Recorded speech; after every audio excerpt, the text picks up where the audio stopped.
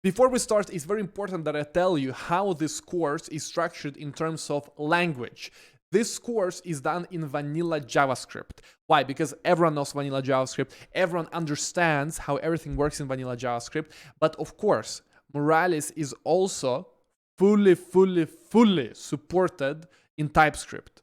We have everything you need in order to get going in React using TypeScript, and this is of course how you would do it in a project that is going to production. You would be building something in React, you would be building something using TypeScript, and so here if you go to Ethereum boilerplate, you find the link below, you can see a full boilerplate here using React.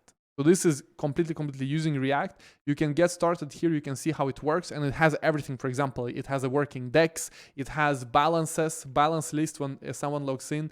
You have a wallet where you can send assets, you have transfers, you have NFTs, you can interact with contracts, and so on and so forth. This is a fully fledged React repository with everything you need to know, all the hooks, all the components already figured out. The same thing applies to React Native, which I will also link below. You see that we have React Native boilerplate with, of course, everything already figured out and written for you here, so you can get started building mobile apps very quickly. So this is very important for you to know, because when you watch this course, you will be mostly learning the different features and functionalities in vanilla JavaScript. But there is full TypeScript support, and there is full React support, there is full React Native support, and also we're adding Vue.js, we're adding Angular as well.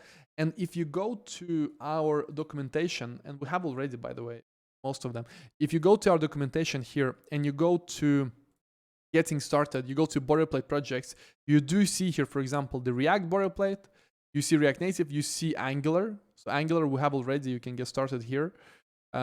We have, let's see, we have also Vue.js, and the Next.js is coming soon as well. But the most supported one, the most supported one is the React one.